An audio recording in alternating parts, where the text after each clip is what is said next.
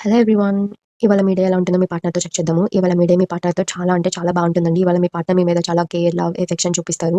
And ఇవాళ good thing ఏంటి అంటే మీరు పాస్ట్ నుంచి ఏదైతే మీ పార్ట్నర్ దగ్గర నచ్చని విషయం ఉండొచ్చు, లేకపోతే వాళ్ళ ఒక విషయంలో మిమ్మల్ని బాధ పెడతా ఉండొచ్చు. ఒక విషయంలో మీరు స్ట్రగుల్ అవుతూ ఉంటే గనక ఇవాళ కూర్చొని డిస్కషన్ చేసుకుంటే గనక నేను నీ మూలన ఇట్లా బాధపడుతున్నానని ఏమన్నా చెప్పగలిగితే గనక ఆ ప్రాబ్లమ్ సాల్వ్ అయ్యేదే కనిపిస్తుంది. మీ పార్ట్నర్‌లో చాలా మంచి చేంజెస్ వచ్చేదే కనిపిస్తుంది.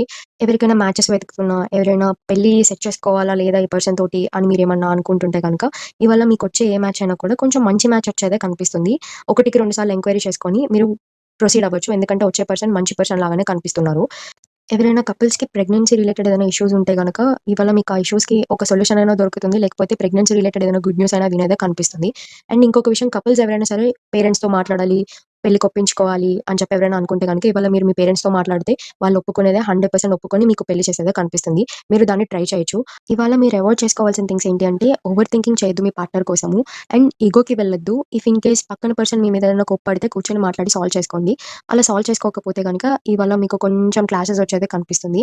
అండ్ ఇవాళ యూనివర్స్ నుంచి ఒక గైడెన్స్ వచ్చింది. ఆ గైడెన్స్ ఏంటి అననంటే పార్ట్నర్స్ ఇద్దరు గూడా ఫినాన్షియల్‌గా సేవింగ్స్ అనేది స్టార్ట్ చేసుకోవాలి అనంట. కొన్ని సేవింగ్స్ అనేది చేసుకోకపోతే ఫ్యూచర్‌లో మీకు ఫినాన్షియల్‌గా కొన్ని ప్రాబ్లమ్స్ వచ్చేది కనిపిస్తుందంట. ఇది గనుక మీరు కూర్చొని డిస్కషన్ చేసుకొని, ఆలోచించుకొని మీరు అన్ని సెట్ చేసుకోగలిగితే ఇవాళ మీ డే అంతా కూడా చాలా బావుంటుంది.